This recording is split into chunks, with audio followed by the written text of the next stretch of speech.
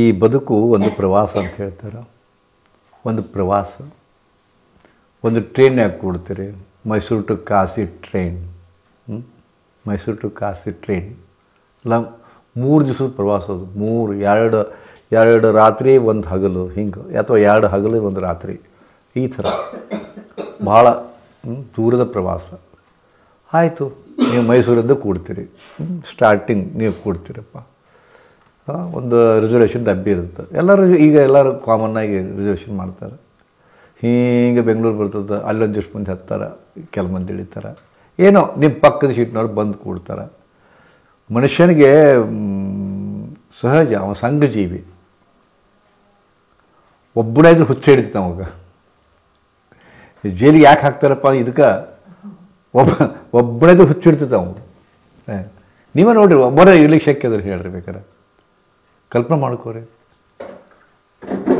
ಮಕ್ಕಳು, ಮೊಮ್ಮಕ್ಕಳು, ಸಸ್ತ್ಯಾರು, ಹಿಂಗೆ ಒಂದು ಮನ್ಯಾಗ ಒಂದು ಕೂಡು ಕುಟುಂಬ ಅಂತಾರೆ. ಕೂಡು ಕುಟುಂಬದ ಇದ್ದಾಗ ಅವ್ರ ಕಡೆ ಒಂದಿಟ್ಟು ಮಾತು, ಅವ್ರ ಕಡೆ ಒಂದಿಟ್ಟು ಮಾತು, ಅವ್ರ ಕೂಡ ಒಂದಿಷ್ಟು ಮುನಿಸು, ಇವ್ರ ಕೂಡ ಒಂದಿಷ್ಟು ಮುನಿಸು, ಅವ್ರ ಕೂಡ ಒಂದಿಷ್ಟು ಜಗಳ, ಇವ್ರ ಕೂಡ ಒಂದಿಷ್ಟು ಜಗಳ. ಕಬಿ ಖುಷಿ ಕಬಿ ಗಮ್ ಅಂತ ತಿಳ್ಕೊಂಡು ಒಂದಿದ್ದು ಒಮ್ಮೆ ಯಾವಾಗೋ ಕೋಪ ಬರ್ತದೆ, ಯಾವಾಗೋ ಪ್ರೀತಿ ಬರ್ತದೆ, ಹಿಂಗೆ ನಡೆದಿರ್ತದೆ. ಇದಕ್ಕೆ ನವರಸ ಅಂತಾರೆ. ಬದುಕಿನೊಳಗೆ ನವರಸ ತುಂಬಿರಬೇಕು. ನವರಸ, ಶೃಂಗಾರ, ಕೋಪ, ನಾಚಿಕೆ, ರಸಗಳು ಇವೆಲ್ಲ, ಹಾಸ್ಯ, ಭೀಭತ್ಸ, ಇವೆಲ್ಲ. ಆದರೆ ನಮ್ಮ ಬದುಕು ಏನಾಗೈತಪ್ಪ, ಅದು ಎಲ್ಲಕ್ಕೂ ಒಂದೇ ರಸ. ಅಲ್ಲಿ ಶೃಂಗಾರ ಇರ್ತದೆ ನಿಮಗೆ. ಶೃಂಗಾರ 20 ಸರಿ ನೀವು ಹೆಣ್ಮಕ್ಳು ವಿಶೇಷವಾಗಿ ಭಾಳ ಚಂದ ಶೃಂಗಾರ ಮಾಡ್ಕೊಂಡು ಕೂತ್ರಪ್ಪ ಅಂತಂದ್ರೆ,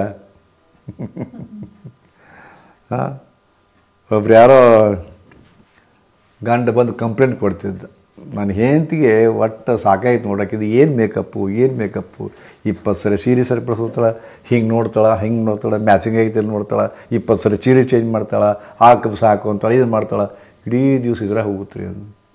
ಮತ್ತು ಅದು ಕರೆಕ್ಟ್ ಬಿಡ್ರಿ ಫಂಕ್ಷನ್ಗೆ ಅಂದ್ರೆ. ಕರೆಕ್ಟ್ ಅಲ್ರಿ, ಇದು ನಿನ್ನ ಮಧ್ಯಾಹ್ನ ಹೇಳಿದ್ದು ಅಂತೀವಿ. ನಿನ್ನ ಮಧ್ಯಾಹ್ನ ಹೇಳಿದ್ದಕ್ಕೆ ಇವತ್ತು ಕರೆಕ್ಟ್ ಬತ್ತಾವಕ್ಕೆ, ಇವತ್ತು ಮಧ್ಯಾಹ್ನ ಅಂತ ತಿಳ್ಕೊಂಡು ಹೀಗೆ ನಡುವೆ ನಿಮ್ಮ ಹಾಸ್ಯರಸ ಬರ್ತದೆ, ಶೃಂಗಾರ ರಸ ಬರ್ತದೆ, ಬೀಭತ್ಸ, ಇವೆಲ್ಲ ಬರ್ತಾವೆ. ಆದರೆ ನಮ್ಮ ಬದುಕು ಹೆಂಗದಪ್ಪ ಅಂದ್ರೆ ನೀರಸ ರಸ. ರಸನೇ ಇಲ್ಲ, ಅದಕ್ಕೆ ರಸನೇ ಇಲ್ಲ. ಹಿಂಗೆ ಹುಡುಗ ಸಂಡಾಸ್ ಹೋಗಿರ್ತಾನೆ, ಯಾಕಂದ್ರೆ ಹೊಂಟಿವೋ? ಸಂಡಾಸ್ಗೆ ಹೊಂಟೀನಿ ರೀ ಅಪ್ಪ ಅಂತ. ಹೌದಾ, ಓಕೆ, ಮುಗೀತು. ಹಾಗೆ ದಿನ ಮಾತಾಡ್ಸ್ಕೊತಿರ್ತಾರೆ. ಮುಂದೆ ಆ ಹುಡುಗನ ಮದುವೆ ಆಗತ್ತೆ. ಯಾಕೋ ಬರೀ ಟಿಪ್ ಟಾಪ್ ತಯಾರಾಗ್ಯಾರ ಅಂತಂದ್ರು. ಇವತ್ತು ನಮ್ಮದು ಫಸ್ಟ್ ನೈಟ್ ಐತ್ರಿ ಇಪ್ಪ.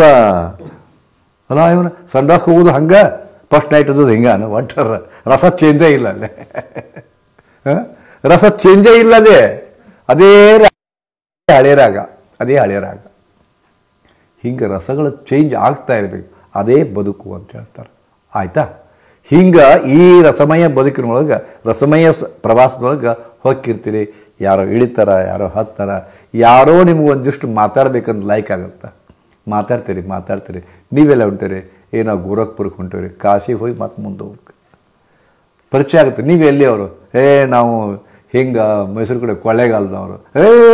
ನಮ್ಮ ಅಣ್ಣರ ಮನೆ ಅಲ್ಲೇ ಐತ್ರಿ ಕೊಳ್ಳೇಗಾಲದಾಗ. ಮತ್ತೆ ಸ್ವಲ್ಪ ಪ್ರೀತಿ ಆಗುತ್ತೆ, ಮತ್ತೆ ಮಾತಾಡ್ತೀರಿ, ಹಂಚ್ಕೊತೀರಿ, ಏನು ತಂದಿದ್ದು. ಹಿಂಗೆ ಒಂಥರ ಖುಷಿ ಇಲ್ಲ. ಎರಡು ದಿವಸ ಇರಬೇಕಲ್ಲ, ಹಚ್ಕೊತೀರಿ. ನಿಮ್ದು ಅವ್ರಿಗೆ ಕೊಡ್ತೀರಿ, ಅವ್ರು ನಿಮ್ದು ಕೊಡ್ತಾರೆ. ನೀರು ತೊಗೊತೀರಿ, ನೀರದವ ಆಗ್ಯಾವ, ಹಿಂಗೆಲ್ಲ ಇದು ಮಾಡ್ತೀರಿ. ಖುಷಿ. ಮುಂದೆ ನನ್ನ ಬಳಿಕ ಯಾರೋ ಮತ್ತೊಂದು 4 ಮಂದಿ ಪರಿಚಯ ಆಗ್ತಾರ. ಹೌದಾ? ಆ 4 ಮಂದಿ ಪರಿಚಯ ಮತ್ತೆ ಅತ್ಯಂತ ಆತ್ಮೀಯರಾಗಿಬಿಡ್ತಾರೆ. ಮತ್ತು ಅವ್ರ ಕೆಳಗೆ ಇಳಿತಾರೆ, ಅಹಮದಾಬಾದಕ್ಕೆ ಕೆಳಗೆ ಇಳಿತಾರೆ. ಅವಾಗ ಒಂಥರ ಏನಪ್ಪ ಅನ್ಸ್ಬಿಡ್ತದೆ. ಹೌದಾ? ಇದು ಬದುಕಿನ ಪ್ರವಾಸ. ಇದು ಯಾರೋ ಇಳಿತಾರ, ಯಾರೋ ಹತ್ತಾರ, ಯಾರೋ ಇಳಿತಾರ, ಯಾರೋ ಹತ್ತಾರ. ಹಾಗೆ ನಮ್ಮ ಆಶ್ರಮನೂ ಕೂಡ ಯಾರೋ ಬರ್ತಾ ಇರ್ತಾರೆ. ಹಾಗೆ ಕೆಲವು ಮಂದಿ ಒಂದು 10 ದಿವಸದಾಗ ಬರ್ತಾರೆ. ಅವರು ನೀವು 4 ದಿವಸದಾಗ ಮತ್ತೊಬ್ಬರು ಬರ್ತಾರೆ, ಅವ್ರು 6 ದಿವಸ ಇರ್ತಾರೆ. ನೀವು ಹೋಗ್ತೀರಿ. ಇದು ಪ್ರವಾಹ. ಹೋಗ್ತಾ ಇರ್ತಾರೆ, ಬರ್ತಾ ಇರ್ತಾರೆ. ಆದ್ರೆ ಬರ್ತಾ ಇರೋ ಈ ಜೀವನದ ನಡುವೆ ಕೆಲವೊಂದಿಷ್ಟು ಮಂದಿ ನಮ್ಮ ನೆನಪಿನೊಳಗೆ ಕಾಯಂ ಉಳಿತಾರೆ. ಆತ್ಮೀಯರಾಗಿ. ಹೌದಾ? ಈ ನೋಡಿ, ಒಂದೇ ಕುಟುಂಬದವ್ರು ಇದ್ದಂಗೆ ಅದೀರಿ ನೀವೆಲ್ಲ. ಖುಷಿಯಾಗಿದ್ದೀರಿಲ್ಲ? ಏನೆಲ್ಲ ಮಾತಾಡ್ತೀರಿ ಗೊತ್ತದೆ ನೀವು? ನಿಮ್ಮ ಕುಟುಂಬದ ಬಗ್ಗೆ, ನಿಮ್ಮ ಅಣ್ಣ ತಮ್ಮರ ಬಗ್ಗೆ, ನಿಮ್ಮ ಆರೋಗ್ಯದ ಬಗ್ಗೆ, ಎಲ್ಲಿ ಹೋಗಿ ಬಂದಿರಿ ಅವನ್ನೆಲ್ಲ ಮಾತಾಡ್ತೀರಿ. ಅಲ್ಲಿ ತೋರಿಸಿದ್ನೇವ ಅಲ್ಲಿ ಸರಿ ಆಗಿಲ್ಲವ, ಇಲ್ಲಿ ತೋರಿಸಿದ್ನೇವ ಇಲ್ಲಿ ಸರಿ ಆಗಿಲ್ಲವ, ಇಲ್ಲಿ ಬಂದಿನೇವ ಸ್ವಲ್ಪ ಪರಿಕರಿಸಿದ್ದೇವ, ಹೀಗೆಲ್ಲ ಆತ್ಮೀಯವಾಗಿ ಕೂತ್ಕೊಂಡು ಮಾತಾಡ್ತೀರಿ. ಆದರೆ ಒಂದು ನೆನಪಿಡ್ರಿ, ಬದುಕು ಈ ಲೈಫಿಗೆ ಭಾಳ ಮಜಾ ಅಂತಾರೆ. ಲೈಫ್ ಇಸ್ ಎ ಜರ್ನಿ ಅಂತಾರೆ. Life is A journey, life is A battle period ಅಂತಾರೆ.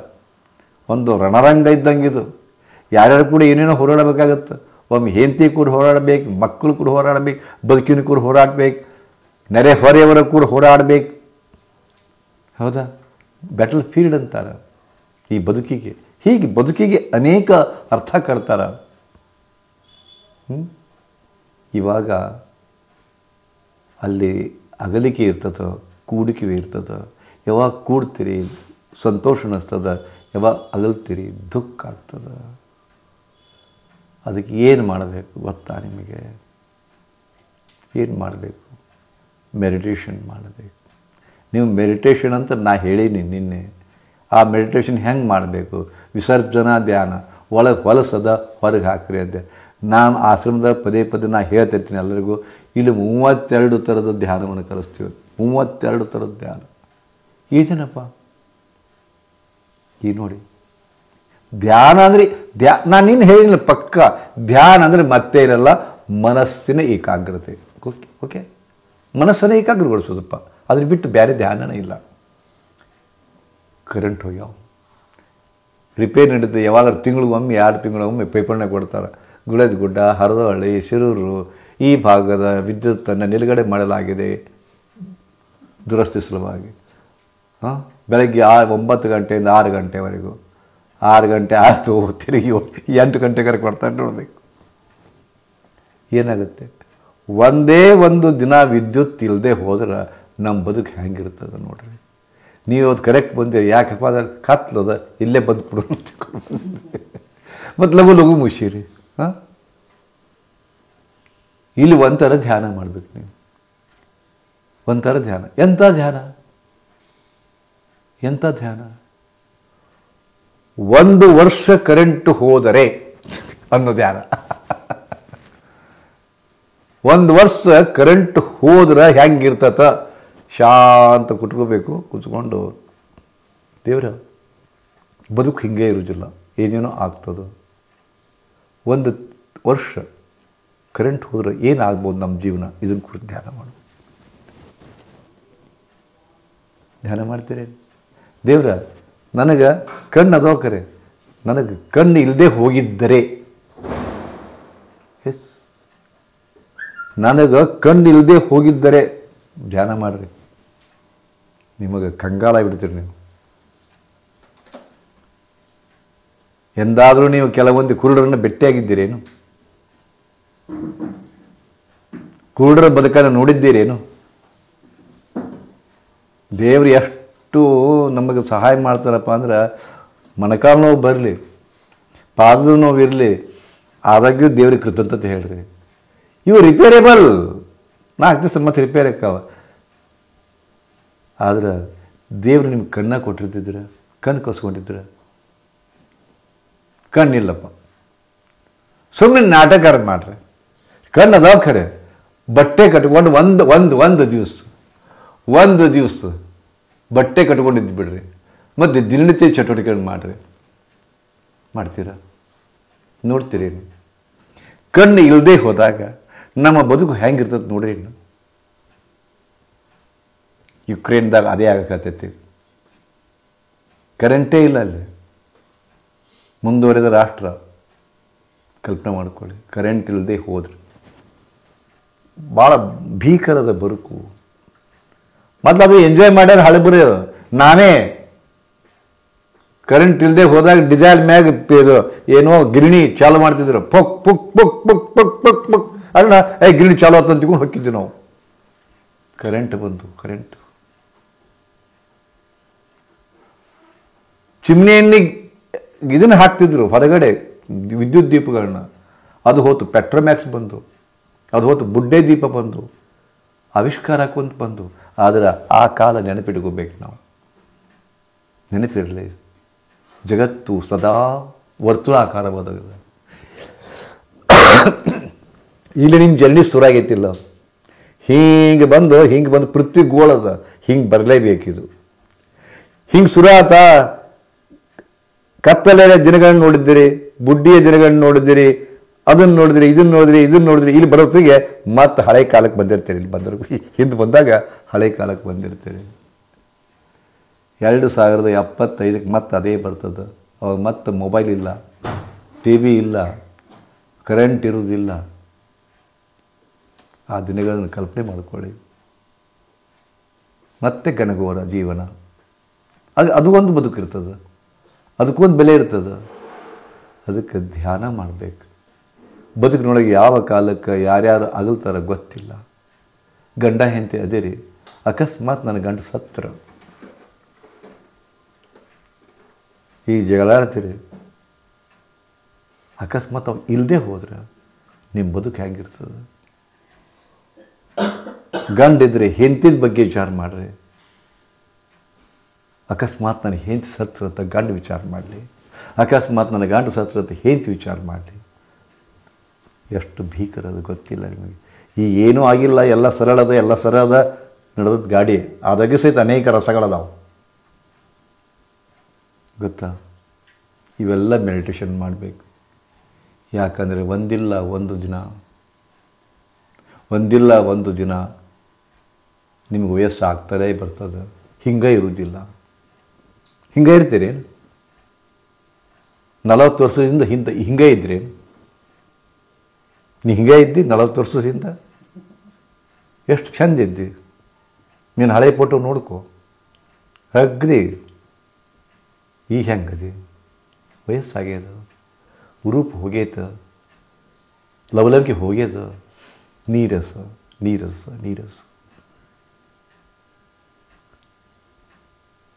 ನಿನ್ನ ಬದುಕಿನೊಳಗೆ ಕಳ್ಕೊಂಡು ನೀರಸ. ಆದ್ರೆ ಕಳ್ಕೊಳಕ್ಕಿಂತ ಮುಂಚೆ ನಾನು ಇವ್ರನ್ನ ಕಳ್ಕೊಂಡ್ರೆ ಅಂತ ಇತ್ತಪ್ಪ ಅಂದರೆ ಹೆಂಗಿರ್ತಿತ್ತು? ಅದಕ್ಕೆ ಮೆಡಿಟೇಷನ್ ಮಾಡಬೇಕು. ಒಂದಿಲ್ಲ ಒಂದು ದಿನ ಮುಪ್ಪು ಬಂದೇ ಬರ್ತದೆ. ಯಾರು ತಡಿಲಿಕ್ಕಾಗೋದಿಲ್ಲ. ಯಾರು ನಾನು ಇಲ್ಲ, ಯಾರು ಇಲ್ಲ, ದೇವರು ಇಲ್ಲ. ನಿಸರ್ಗದ ನಿಯಮದು. ಒಂದಿಲ್ಲ ಒಂದು ದಿವಸ ನೀವು ಮುದುಕರಾಗಲೇಬೇಕು. ಅದನ್ನು ಯಾರು ತಡಿಲಿಕ್ಕಾಗೋದಿಲ್ಲ. ಒಂದಿಲ್ಲ ಒಂದು ದಿವಸ ನಿಮಗೆ ರೋಗ ಬಂದೇ ಬರ್ತದೆ. ಸಾಧ್ಯವೇ ಇಲ್ಲ, ಯಾರು ತಡಿಲಿಕ್ಕಾಗೋದಿಲ್ಲ.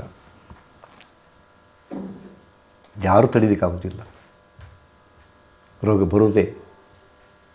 ಅದನ್ನು ಧ್ಯಾನ ಮಾಡಿ ಕನ್ಸೊಂದು ಕೂತ್ಕೊಳ್ಳಿ. ಈ ದೇಹ ಹಿಂಗದು. ಒಂದಿಲ್ಲ ಒಂದು ದಿವಸ ನನಗೆ ಅಲಗಾಡದ ಪರಿಸ್ಥಿತಿ ಬರ್ತದೋ ನೋಡ್ರಿ. ಯಾವಾಗ ಚಲಿಸ್ತಾ ಇರ್ತೀರಿ ಅವತ್ತು ಜೀವನ, ಹಿಂಗೆ ಅಡ್ಡಾಡ್ತೀರಿ ಅದು ಜೀವನ. ಯಾವಾಗ ಅದು ನಿಶ್ಚಲ ಆಗುತ್ತ ಮರಣ. ಚಲನೆಯೇ ಜೀವನ. ಕಣ್ಣು ನೋಡ್ತಾವ, ಕಿವಿ ಕೇಳ್ತಾವ, ಕಾಲ ಅಡ್ಡಾಡ್ತಾವ. जीवना तुमको मालूम नहीं पड़ेगा जो मैं बोल रहा हूँ. लाइफ के बारे में बता रहा हूँ मैं. जो हमारे पास है इनके लिए हम ख्याल नहीं रखते. जो मिस होना हमारे जीवन से, डिपार्ट होना, दूर जाना, मर जाना. क्योंकि जीवन का मतलब है एक खोकर पाना है. जीवन में एक पाने के लिए एक खोना पड़ेगा. एक पाकर खोना है, आना और जाना है. जीवन का मतलब आना और ಬರೋದದ ಹೋಗೋದದ, ಕಳ್ಕೊಳ್ಳೋದದ ಪಡ್ಕೊಳ್ಳೋದದ. ಜೀವನ ಅಂದ್ರೆ ನೀವು ಗಂಭೀರವಾಗಿ ತಗೋಬೇಡ್ರಿ. ಭಾಳ ಅತಿ ಗಂಭೀರನೂ ತಗೋಬೇಡ್ರಿ, ಅತಿ ಸರಳನೂ ತಗೋಬೇಡ್ರಿ. ಜೀವನವನ್ನು ಅತಿ ಗಂಭೀರವನ್ನು ತಗೋಬೇಡ್ರಿ, ನೀವು ಸರಳನು ತಗೋಬೇಡ್ರಿ. ಯಾಕಂದ್ರೆ ಜೀವನ ನೀವು ಗಂಭೀರ ಅಂದರೆ ಗಂಭೀರದ, ಸರಳ ಅಂದ್ರೆ ಸರಳದು. ಜೀವನವನ್ನು ನೀವು ಹೇಗೆ ಸ್ವೀಕಾರ ಮಾಡ್ತೀರಿ ಹಂಗದು. ಅದಕ್ಕೆ ಧ್ಯಾನ ಮಾಡಿ. ಏನು ಅದು ಇಲ್ಲದಿದ್ದರೆ ಅಂತ ಧ್ಯಾನ ಮಾಡಿ. ಏನು ನಮ್ಮ ಹತ್ರದ ಅದು ಇರದೇ ಹೋಗಿದ್ರೆ ಏನಾಕಿತ್ತು ಜೀವನ?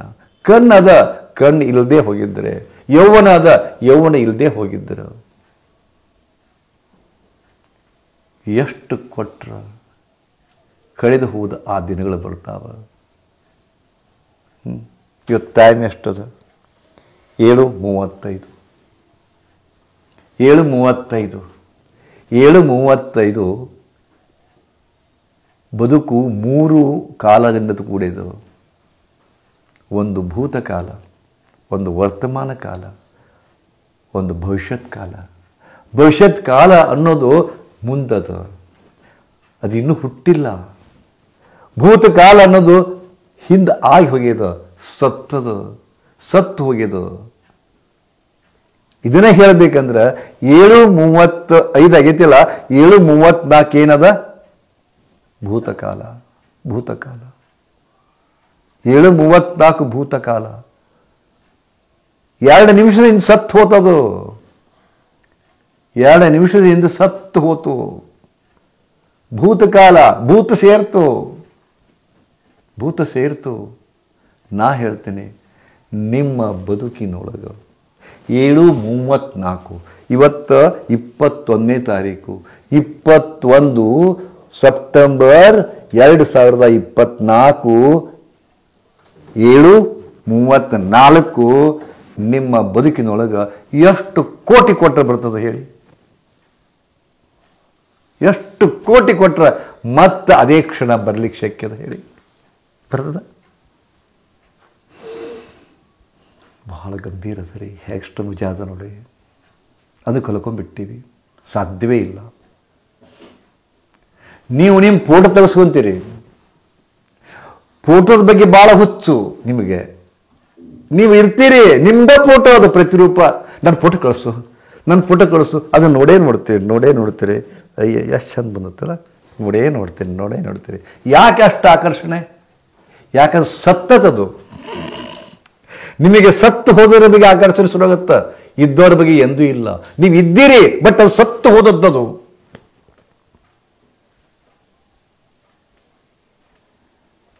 ನಾ ಹೇಳೋದು ಅರ್ಥ ಆಗುತ್ತೆ ನಿಮಗೆ?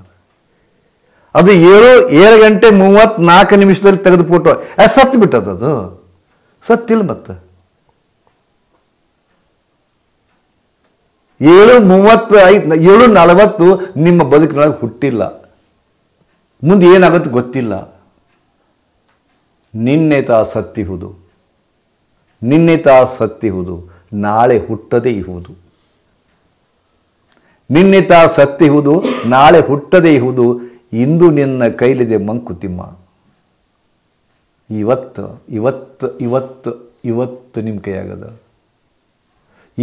ನಿಮ್ಮ ಕೈಯಾಗದ. ನಾ ಹೇಳೋದನ್ನು ಲಕ್ಷ್ಯ ಕೊಟ್ಟು ಕೇಳ್ರಿ. ಇದು ಬದುಕು. ನಾ ಏನು ಹೇಳಕತ್ತೀನಿ ಯಾರು ಹೇಳಕ್ಕೆ ಶಕ್ಕಿಲ್ಲ, ಎಲ್ಲೂ ಕೇಳಿಲ್ಲ ನೀವು ಇದನ್ನು. ನಮ್ಮ ಜೀವನದ ಬಗ್ಗೆ ಹೇಳ್ತಾ ಇದ್ದೀನಿ ನಾನು. 7:34 ಸತ್ತು ಬಿಟ್ಟದ. 7:40 ಹುಟ್ಟಿಲ್ಲ. ಆದ್ರೆ 7:38 ನಿಮ್ಮ ಕೈಯಾಗದ. ಅದನ್ನು ಬಳಸ್ಕೊಳ್ಳಿ. ಆದರೆ ಮನುಷ್ಯ ಎಷ್ಟು ಮೂರ್ಖದನಪ್ಪ ಅಂದ್ರೆ ಕೈಯಾಗ ಒಂದು ಹಣ್ಣದು, ವರ್ತಮಾನ ಅನ್ನೋ ಹಣ್ಣದು. ಪ್ರೆಸೆಂಟ್ ಅಂತೀವಿ ನಾವು ಇದಕ್ಕೆ. ಪ್ರೆಸೆಂಟ್ ಇದು ಕೈಯಾಗ ಹಣ್ಣದ ತಿನ್ನೋದಲ್ರಿ ನೀವು. ಇದರಂಥ ಹಣ್ಣು ನಾ ಎಲ್ಲೇ ನೋಡಿದ್ನೆಲ್ಲ, ಯಾರ ಮನೆಗೆ ಹೋಗಿದ್ದೆ, ಇಂಥದ ಕಲರ್ದು ಹಣ್ಣಿತ್ತು ವಿಚಾರ ಮಾಡಕತ್ತೀರಿ. ಹಣ್ಣು ಕೈಯಾಗದ ವಿಚಾರ ಮಾಡಕತ್ತೀರಿ. ಇದು ವರ್ತಮಾನ. ನಾಳೆ ತಿಂದ್ರಾತ್ ಬಿಡು ಅಂತ ಹೇಳ್ತೀರಿ. ಯಾರೋ ತುಡು ಮಾಡಿ ತಿಂದ್ಬಿಟ್ರ, ಬಂಗ್ಯಾ ಬಂದು ಎತ್ಕೊಂಡು ಹೋದ್ರ ಗೊತ್ತಿಲ್ಲ. ಸದಾ ಭೂತಕಾಲ. ಸದಾ ಭವಿಷ್ಯತ್ ಕಾಲ. ನೀವೆಲ್ಲರೂ ವಿಚಾರ ಮಾಡೋದು ಭೂತಕಾಲದ ಬಗ್ಗೆ ವಿಚಾರ ಮಾಡ್ತೀರಿ. ನಾ ಹಂಗೆ ಅವ್ರಿಗೆ ಬೈಕೋಬಾರ್ದಾಗಿತ್ತು, ಬೈಕೊಂಡು ತಪ್ಪು ಮಾಡಿದೆ. ನಾ ಅವ್ರಿಗೆ ಹಂಗೆ ಹೇಳಬಾರ್ದಾಗಿತ್ತು, ಅವರು ಸೀರೆ ಉಟ್ಕೋಬಾರ್ದಾಗಿತ್ತು, ಅವ್ರಿಗೆ ಸೀರೆ ಉಟ್ಕೊಂಡು ಕೊಡಬಾರ್ದಾಗಿತ್ತು, ಮಾಡಬಾರ್ದಾಗಿತ್ತು, ಅದು ಮಾಡ್ದಾಗಿತ್ತು, ಇದು ಆಗಿತ್ತು. ಬರೀ ಇದರಾಗ ಹೋತು. ಭೂತಕಾಲದ ಬಗ್ಗೆ ವಿಚಾರ ಮಾಡ್ತೀರಿ. ಮುಂದೆ ನಾ ಹಂಗೆ ಮಾಡಬೇಕು, ನಾ ಹಿಂಗೆ ಮಾಡಬೇಕು, ನಾ ಹಂಗೆ ಮಾಡಬೇಕು, ನನ್ನ ಮಕ್ಕಳು MBBS ಓದಬೇಕು, ನಾನು ಹಿಂಗೆ ಮಾಡಬೇಕು. ಮುಂದೆ ವಿಚಾರ ಮಾಡ್ತೀರಿ. ಕೈಯಾಂದು ಹೋಗಕತ್ತೈತಿ. ಹಿಂದಿನ ವಿಚಾರ ಮಾಡ್ಕೋಂತ 7:40 ಹೋಗತೈತಿ. ಮುಂದಿನ ವಿಚಾರ ಮಾಡಕೋಂತ 7:41 ಹೋಗಕತ್ತೈತಿ. ಇದು ಹೆಂಗಪ್ಪ ಅಂದ್ರೆ, ಹೌದು ದೇವ್ರೆ,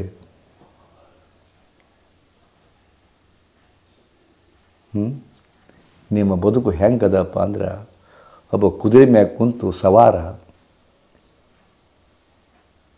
ಕುದುರೆ ಮ್ಯಾಗ ಕುಂತಾನ, ಲಗಾಮ್ ಹಿಡ್ದಾನ, ಕುದುರೆ ಓಡಿಸ್ಬೇಕಲ್ಲ. ಕೈಯಾಗ ಒಂದು ಬಡಿ ಕಟ್ಟ್ಯಾನ.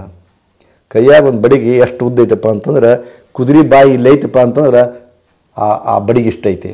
ಆ ಬಡಿಗೆ ಕೊನೆಗೆ ಒಂದು ಹುಲ್ಲು ಕಟ್ಟ್ಯಾನ. ಹುಲ್ಲಿನ ಪೆಂಡಿ.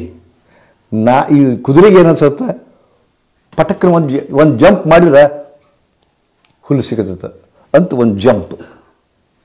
ಏನೈತಿದು ಜಂಪ್ ಮಾಡಿ ಸಿಗುತ್ತಾನದು. Distance is the same. ಮತ್ತೊಂದು ಜಂಪು ಸಿಗವಲ್ದು. ಸಿಕ್ಕಿತು ಜಂಪ್, ಸಿಗವಲ್ದು. ಇದು ಬದುಕು. ವಿಧಿಯನ್ನು ಸವಾರ ನಮ್ಮ ಮ್ಯಾಗ ನಾವು ಕುದುರಿ ವಿಧಿಯನ್ನು ಸವಾರ ಕುಂತಾನ, ಲಗಾಮ್ ಹಿಡ್ದಾನ, ಮುಂದೊಂದು ಆಶೆ ತೋರಿಸ್ಯಾನ. ನೀವು ಸುಮ್ಮನೆ ಇದ್ರಿ ಆಸೆ ತೋರಿಸ್ತಾನ. BA ಮುಗಿಸಿರಿ ಚಲೋ, ಟಕಕ್ ಜಿಗಿತ್ತು. BA ಮುಗಿಸಿರು, MA ಮುಗಿಸಿರಿ ಚಲೋನೇ ಇಲ್ಲ. ನೌಕರಿ ಸಿಕ್ಕರೆ ಬೆಸ್ಟ್, ಸುಖ ಟಕಕ್ ಜಿಗಿದ್ರಿ, ಸುಖ ಇಲ್ಲವೇ ಇಲ್ಲ. ಮದುವೆ ಯಾವ ಸುಖ, ಟಕಕ್ ಮದುವೆನೂ ಆಯ್ತು, ಸಿಗಲೇ ಇಲ್ಲ ಸುಖ. ಮಕ್ಕಳು ಯಾರು ಸುಖ, ಮತ್ತೊಂದು ಜಂಪ್, ಸಿಗಲೇ ಇಲ್ಲ. ಮಕ್ಕಳೊಂದು ಹಂತಕ್ಕೆ ಬಂದ್ರೆ ಚಲೋ, ಅವರೆಲ್ಲ ಎಕ್ಸಿಬಿಷನ್ ಮುಗಿಸಿರ್ ಚಲೋ, ಅದು ಆತು, ಸಿಗಲೇ ಇಲ್ಲ. ಮಕ್ಕಳಿಗೆ ಬೈದಾರ ಚಲೋ, ಟಕಕ್ ಇಲ್ಲೇ ಇಲ್ಲ. ಗೋರಿ ಮಠ ಹಿಂಗೆ ಹೋಗುವುದ ನೀವು. ಜೀವನ ಅನ್ನೋದು ಪ್ರಯಾಣ ಅಂತಾರಲ್ಲ, ಎಲ್ಲಿಂದ ಎಲ್ಲಿಗೆ ಗೊತ್ತಾ, ಹುಟ್ಟಿನಿಂದ ಚಟ್ಟದ ಮಠ ಅಂತ. ಹುಟ್ಟಿನಿಂದ ಚಟ್ಟದವರೆಗೂ. ಯಾವಾಗ ಹುಟ್ಟಿದ್ರಿ, ಕೆಳಗೆ ಕಾಲಿಟ್ರಿ, ತಾಯಿ ಗರ್ಭದಿಂದ ಕೆಳಗೆ ಬಿದ್ರಿ, ಜರ್ನಿ ಶುರುವಾತು. ಯಾವ ಕಡೆ? ಸುಡುಗಾಡ ಕಡೆಗೆ. ಶುರು ನಡ್ಕೊಂಡು ಹೊಂಟ್ರಿ ನೀವು. ಪ್ರಯಾಣ ಎಷ್ಟು ದೂರ ಅದ? ನಿಮ್ದು 80 ವರ್ಷ ದೇವರ ಆಯುಷ್ ಕೊಟ್ಟದಪ್ಪ, 80 ಕಿಲೋಮೀಟರ್ ಅಂತ ತಿಳ್ಕೊಳ್ಳಿ. ಹೆಜ್ಜೆ ಇಟ್ಕೊಂಡು ಹೊಂಟ್ರಿ. ಸಮೀಪ ಹೊಂಟ್ರೆ ಯಾರೋ 5 ಕಿಲೋಮೀಟರ್ ಅದಾರ, ಯಾರೋ 10 ಕಿಲೋಮೀಟರ್ ಅದಾರ, ಯಾರೋ 30 ಕಿಲೋಮೀಟರ್ ಅದಾರ. But ಹೊಂಟೆ journey. ನಿಲ್ಲುವಂಗಿಲ್ಲ, ಹಿಂದೆ ಹೋಗಂಗಿಲ್ಲ. ಅಂಥ ಜರ್ನಿ ಇದು. ನಿಲ್ಲುವಂಗಿಲ್ಲ, ನಿಲ್ಲಿಸ್ಕೊಡ್ದಿಲ್ಲ ಅದು. ಮತ್ತು ಹಿಂದೆ ಹೋಗಿ ನೋಡುವಂಗಿಲ್ಲ, ಅದನ್ನು ಹಿಂದೆ ಹೊಳುವಂಗಿಲ್ಲ. ಇಲ್ಲ, ಇಂಥ ಜರ್ನಿ ನಡೀತಾ ಇರಬೇಕು. ಸುಡ್ಡುಗಾಡಿನ ಕಡೆ ಪ್ರಯಾಣ ಹೊಂಟೈತಿ. ಒಂದಿಲ್ಲ ಒಂದು ದಿವಸ ಕೊನೆಯಾಗಿ ಹೋಗಬೇಕು. ಇದು ಕಟ್ಟಿಟ್ಟ ಬುತ್ತಿ, ಅನಿವಾರ್ಯ. ನೀವು ಬಯಸಲಿ ಬಿಡಲಿ, ನನಗೇನು ನಾ ಸಾಯಕ್ಕೆ ಇಷ್ಟ ಇಲ್ಲ ಅಂತಾರೆ ಎಷ್ಟೋ ಮಂದಿ. ಸಾಯಕ್ಕೆ ಇಷ್ಟ ಇಲ್ಲ ಅಂದ್ರೆ ಕೇಳ್ತಾನ ಅವ. ಸಾಯಲೇಬೇಕು. ಜಾತಸ್ಯ ಮರಣಂ ಧ್ರುವಂ. ಒಮ್ಮೆ ಹುಟ್ಟಿರದ ಮೇಲೆ ಸಾವು ಖಚಿತ. ಹುಟ್ಟು ಉಚಿತ, ಸಾವು ಖಚಿತ. ಸಾವು ಖಚಿತ. ಇದು ಸತ್ಯ. ಈ ಸತ್ಯದ ಅರ್ಥ ಆದಾಗ ದುಃಖ ಇರೋದಿಲ್ಲ. ಇದ್ರ ಬಗ್ಗೆ ಧ್ಯಾನ ಮಾಡಬೇಕು. ಇಂಥವೆಲ್ಲ ಯಾಕೆ ಧ್ಯಾನ ಮಾಡಿಸ್ತೀವಿ ಅಂತಂದ್ರೆ, ಶಾಕ್ ಆಗೋದಿಲ್ಲ.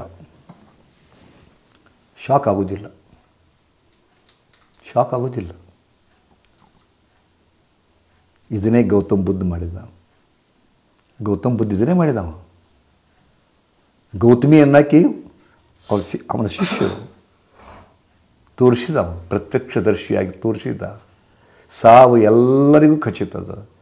ನಿನ್ನ ಮಗ ಲಗುನ ಸತ್ತಾನ ಅನ್ನೋದು ಪ್ರತಿಬಿಂಬಿಸಿದ. ಶಾಂತ ಅದಕ್ಕೆ ಮಗ ಸತ್ತ ದುಃಖದೊಳಗೆ ಸರ್ವಸ್ವವನ್ನು ಕಳ್ಕೊಂಡು ಬಿಟ್ಟೆ ಅಂತಿದ್ಲು. ಬುದ್ಧ ಎಷ್ಟು ಚಂದ ತೋರಿಸಿಬಿಟ್ಟ. ಸಾವಿಲ್ಲದ ಮನೆಯ ಸಾಸಿವೆ ಕಾಳು ತೊಗೊಂಬ ಅಂದ. ಆಕೆಗೆ ಅರ್ಥನಾಗಿದ್ದಿಲ್ಲ. ಸಾವು ಇಲ್ಲದ ಮನೆಯ ಸಾಸಿವೆ ಕಾಳು ತೊಗೊಂಬ ಅಂದ. ಅವ ಹೇಳಿದ್ದು ಭಾಳ ಸರಳ ತಿಳ್ಕೊಂಡಿದ್ದಕ್ಕೆ ಎಲ್ಲರ ಮನೆ ಅಡ್ಡಾಡಿದ್ಲು. ಸಾವು ಇಲ್ಲದ ಮನೆ ಇಲ್ಲವೇ ಇಲ್ಲ ಅನ್ನೋದು ಗೊತ್ತಾಯಿತು. ಅವಾಗ ತನ್ನ ಮಗ ಸತ್ತ ದುಃಖವನ್ನು ಮರೆತು ಬಿಡ್ತಾಳಕ್ಕೆ. ಇದು ಜ್ಞಾನ. ಭಾಳ ಮಜಾ ಅದ. ಎಷ್ಟೋ ಮಂದಿ ನಾ ಹೇಳಿದ್ನಲ್ಲ ಪ್ರಯಾಣ ಅಂತ ತಿಳ್ಕೊಂಡು ಎಷ್ಟು ಮೂರ್ಖರದಿರಿ ಅಂದ್ರೆ 3 ಸೀಟ್ನ್ಯಾಗ ಕೂತಿರ್ತೀರಿ. ನೀವು ಒಬ್ಬರೇ ಕೂತ್ಕೊಳ್ಳಿ ಖುಷಿಯಾಗಿಬಿಡುತ್ತೆ ನಿಮಗೆ. ಆರಾಮ್ ಕುಂತೀನಿ ಅನ್ಸುತ್ತೆ. ಇನ್ನೊಬ್ರು ಬರಲಿ ಸುಡುಗಾಡು ಒಳಗೆ ಬಂದು ಇಬ್ರು ಕುಂತಿರಲ್ಲ, ಈಗಲ ಆರಾಮ್ ಕೂಡು ಅಂತ ತಿಳ್ಕೊಂಡು ಹಿಂಗೆ ಕುಂತವ್ರು ಹಿಂಗೆ ಕೊಡ್ತೀರಿ. ಹಿಂಗೆ ಯಾರು ಬಂದು ಕೊಡಬಾರ್ದು ಅಂತ ತಿಳ್ಕೊಂಡು ಹಿಂಗೆ ಮಾಡ್ತೀರಿ ನೀವು. ಇನ್ನೊಂದು ಸೀಟ್ ಖಾಲಿ ಐತಿ, ಸರಿ ಮುಂದೆ ಖಾಲಿ ಐತಿ ಹೋಗ್ರಿ ಅವನ ಅಂತಾರ. ಇದ ಮಾಡ್ತಿರಲ್ಲ. ನಿಮ್ದು ಸೀಟ್ ಅದು, ನಿಮ್ದು ಸೀಟ ನಿಮ್ಮ ಅಪ್ಪನ ಮನಿದ. 1.5 ತಾಸಿನ ಜರ್ನಿ ಅದ. 1.5 ತಾಸಿನ ಜರ್ನಿಯೊಳಗೆ ಹೊಂದಾಣಿಕೆ ಮಾಡ್ಕೊಂಡು ಕೂಡ್ಲಿಕ್ಕೆ ಬರದೇ ಇದ್ರೆ 15 ವರ್ಷದ್ದು 30 ವರ್ಷದ್ದು 40 ವರ್ಷದ ಜೀವನ ಹೆಂಗೆ ಸಂಪಾದಿಸ್ಕೊಂತೀರಿ ನೀವು? ಈ ಜೀವನ ಅನ್ನೋ ಪ್ರಯಾಣದೊಳಗೆ ಸಂಭಾಳಿಸ್ಕೊಳ್ಬೇಕ್ರಿ. ಅರ್ಥ ಆಗುತ್ತಾ ನಾ ಹೇಳೋದು? ಅರ್ಥ ಆಗತ್ತಾ? ಯಾಕವಾ ಅರ್ಥ ಆಗತ್ತಾ? ಬದುಕಾದ್ರೆ ಹಿಂಗಿರ್ತದ. ಅದಕ್ಕೆ ಭಾಳ ಶಾಂತಿ ಇರ್ರಿ. ಮತ್ತೊಬ್ಬರ ಮನಸ್ಸು ನುಡಿಸ್ಬೇಡ್ರಿ. ನಿಮಗೆ ಮತ್ತೊಬ್ಬರ ಮನಸ್ಸು ನುಸೋದು ಭಾಳ ಈಜಿ ಅಂತ ತಿಳ್ಕೊಂಡ್ಬಿಟ್ಟಿರಿ.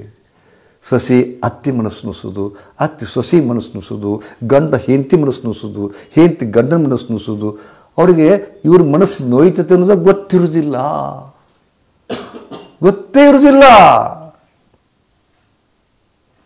ಇರೋದಿಲ್ಲ. ಹಿಂಸಾ ಮಾಡೋದೇ ಅವ್ರನ್ನ ಅಳಿಸೋದೇ ಇವ್ರ ಕಾಯಕ. ಅವ್ರು ಅಳದೇ ಇದ್ರೆ ದುಃಖ, ಇವ್ರಿಗೆ ದುಃಖ. ಅವ್ರು ಹತ್ಕೊಂತ ಇದ್ರೆ ಇವ್ರ ಸುಖ. ಅಂಥ ಜನ ಅದಾರ, ಗೊತ್ತಿಲ್ಲ ನಿಮಗೆ.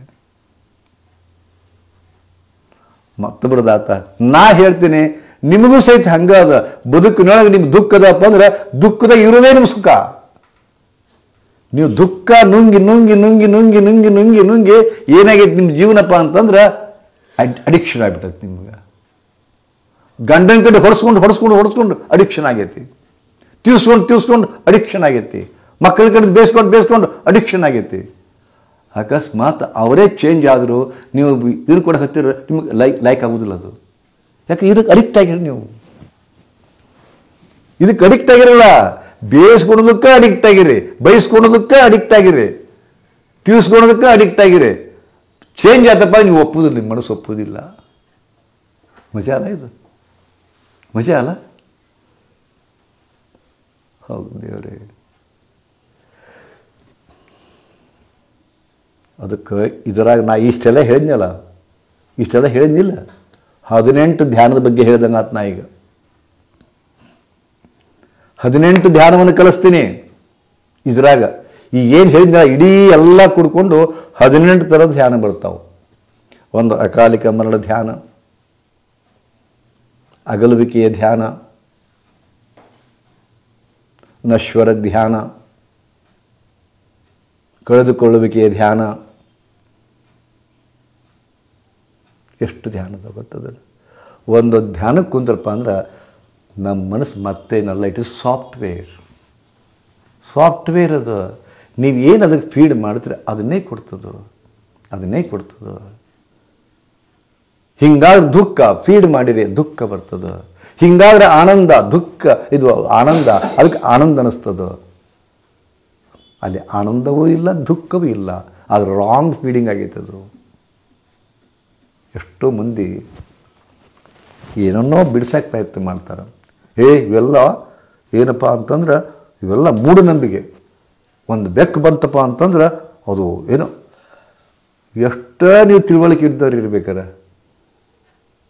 ಹೀಗೆ ಆರತಿ ಬೆಳಗ್ತಿರ್ತೀರಿ, ದೀಪ ಪಟಕ್ನ ಆರ್ತು, ಹೆಂಗೆ ಅನ್ಸುತ್ತೆ ನಿಮ್ಗೆ? ಹೆಂಗೆ ಅನ್ಸುತ್ತೆ ಹೇಳ್ರಿ? ದೀಪ ಆರ್ತು, ಅಯ್ಯಯ್ಯೋ ಭಾಳ ಬೇಜಾರಾಗ್ಬಿಡ್ತದೆ, ಭಾಳ ಬೇಜಾರಾಗ್ಬಿಡ್ತದೆ. ಎಸ್ಪೆಷಲಿ ಹೆಣ್ಮಕ್ಳು ಆರತಿ ಮಾಡ್ತಿರ್ತೀರಿ, ಇದನ್ನು ಮಾಡ್ತಿರ್ತೀರಿ, ಒಂದು ಕುಂಕುಮ ತಗೋತಿರ್ತೀರಿ, ಯಾವುದೋ ಹುಡುಗಿ ಬಂದು ಪಟಕ್ಕನ್ನು ಬಿಡ್ತೈತಿ, ಕುಂಕುಮ ಅಷ್ಟು ಚೆಲ್ಬಿಡುತ್ತೆ. ಏನು ಅನಿಸುತ್ತೆ ನಿಮಗೆ ಅವಾಗ? ಕುಂಕುಮ ಚೆಲ್ತು ಏನು ಅನಿಸುತ್ತಾ?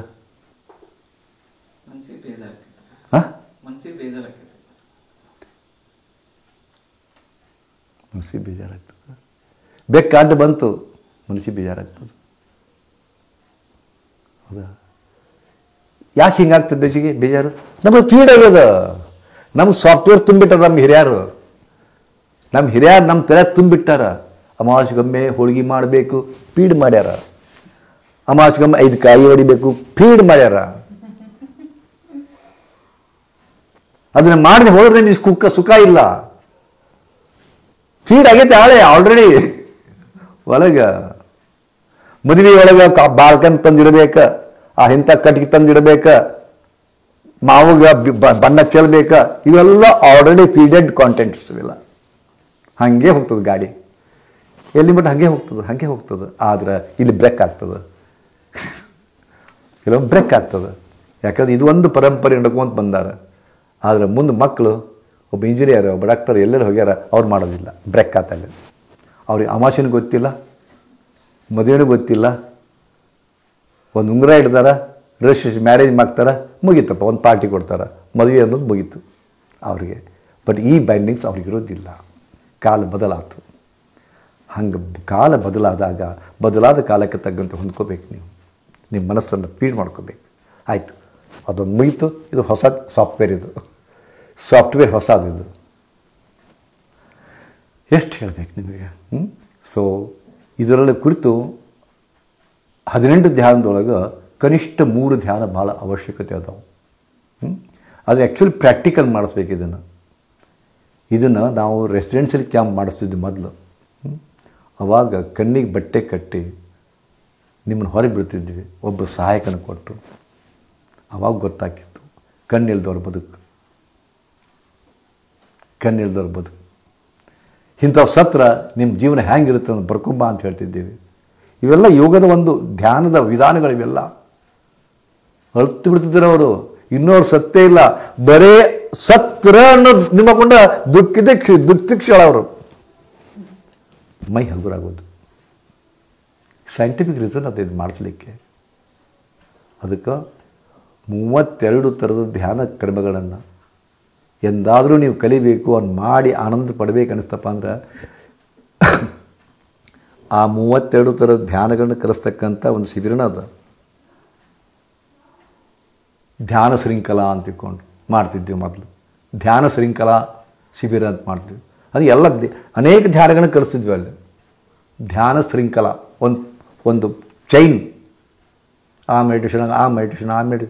ಇದನ್ನು ಓಶೋರು ಮಾಡಿಸ್ತಿದ್ರು, ಭಗವಾನ್ ಓಶೋ. ರಜನೀಶ್ ಕೇಳಿರಲ್ಲ, ರಜನೀಶ್ ಅವ್ರು ಮಾಡಿಸ್ತಿದ್ವಿ ಇಂಥವು. ಅದಕ್ಕೆ ಮಂದಿ ಹಿಡಿದು ಬರ್ತಿದ್ರು ಅವ್ರ ಕಡೆ. ಇರಲಿ, ಸಾಕು ಇಷ್ಟು ಮಾಹಿತಿ. ಈಗ ಮತ್ತೆ ಒಂದು 10 ನಿಮಿಷ ಒಂದು ಮೆಡಿಟೇಷನ್ ಮಾಡೋಣ.